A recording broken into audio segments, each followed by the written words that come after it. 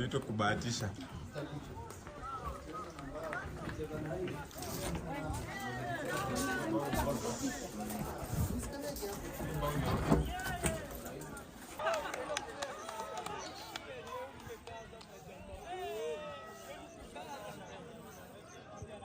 Asante Mungu.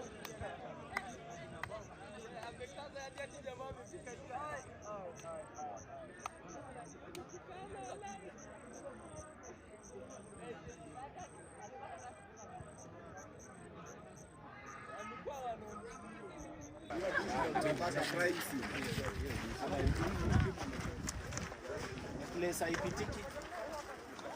Sinaona.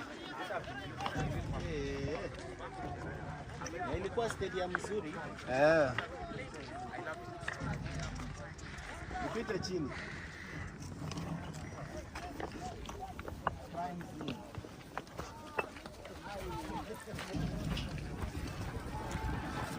Watu ni wazuri, hawajaipa chuma. Hapana. Morara sijakupea story ya chuma. Sasa hii kazi ikiendelea, materials zilikuwa zimejaa chini. Like a normal size. Ziwezi niambia ati kazi ilikuwa inaendelea na hakukuwa na machuma chini. Everything was in the ground. Lakini saa hii tukizunguka hivi uone. Hadi mbao ilikuwa inashikilia slab hapo ilienda. Machuma zilienda. County government. Quality ni nini? Retention wall. But why should a stadium be looking like this? This is 10 years down the line. This is 332 million. 332 million is a lot of money. It's almost half a billion. What nyoka inaweza tuuma. Lakini kama iogopi, basi iko na overconfidence hiyo nyoka. Morara ndio ile nyingine tena. Look at this. This is now the power to the stadium. For this guy, because they wanted to use the stadium before it is complete. This is now the danger. You can imagine that anyone can come and do anything here. This is now our government property with government money, our taxpayers' money. Just look at this.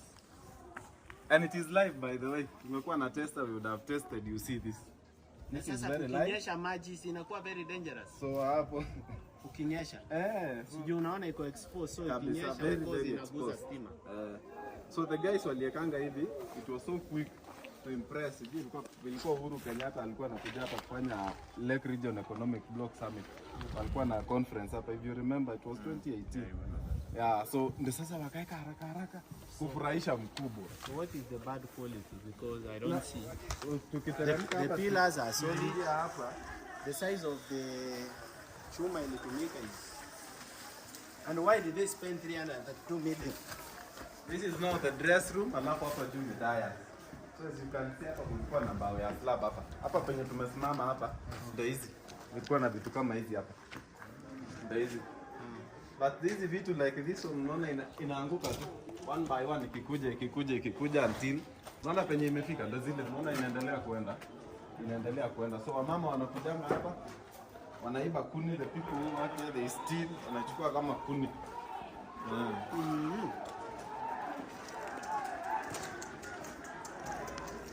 Sometimes Very. It's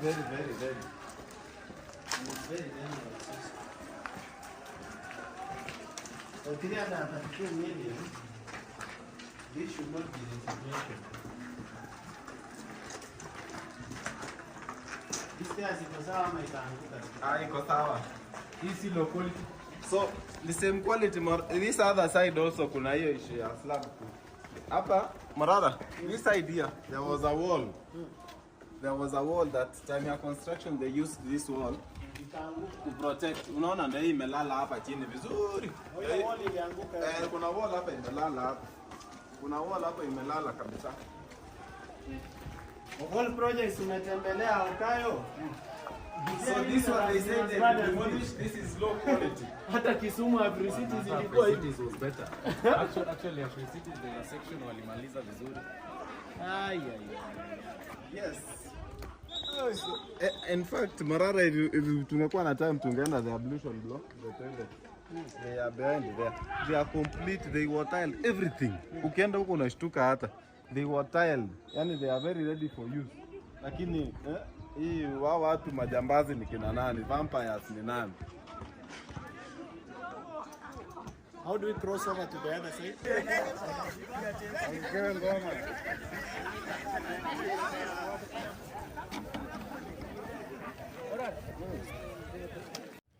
Welcome back to Morara TV. We are yet out here with another video from Morara Kebaso, and this video is going to expound on what is happening in Bomet Stadium.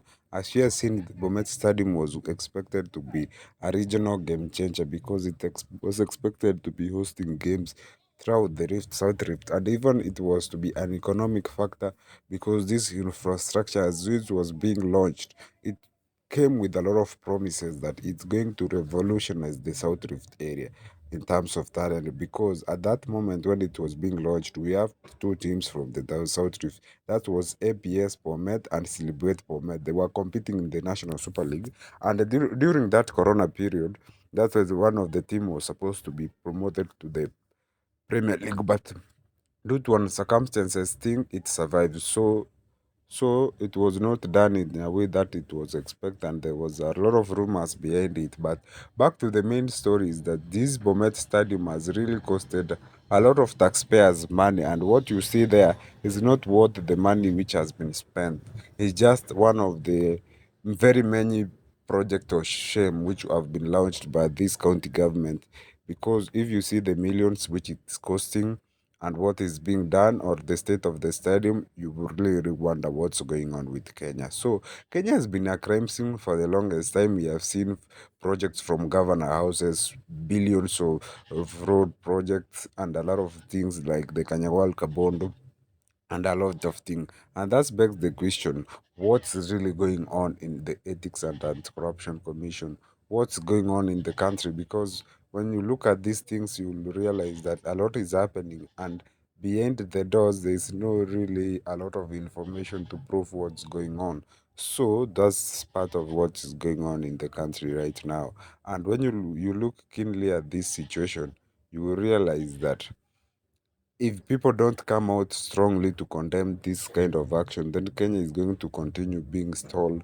It's going to be a nation where resources will be stolen every day, and yet the normal citizen can't react or they can't complain because the leaders feel like they have made it so, because politics is of money. Somebody is voted, he will go ahead and can even brag that he bought the election. So those are some of the things which Kenyans really need to condemn. A politician will be voted, but when it gets to power, he will just be saying that he bought the power. So he will go ahead to misuse if it's the CDF to recoup his funds which he has used while he was campaigning. So those are the major problems which are hitting this Kenya right now. So as you see the state of Bomet Stadium, imagine other thousands of stadiums across the country which are still lying in ruins and shambles, and many people are supposed to come out and expose it, but you find that even if they talk, they don't have a platform which they can air these grievances, and that's what Morara Kebaso has provided for the longest time. So that's it for today. Make sure you stay tuned and keep it Mora TV.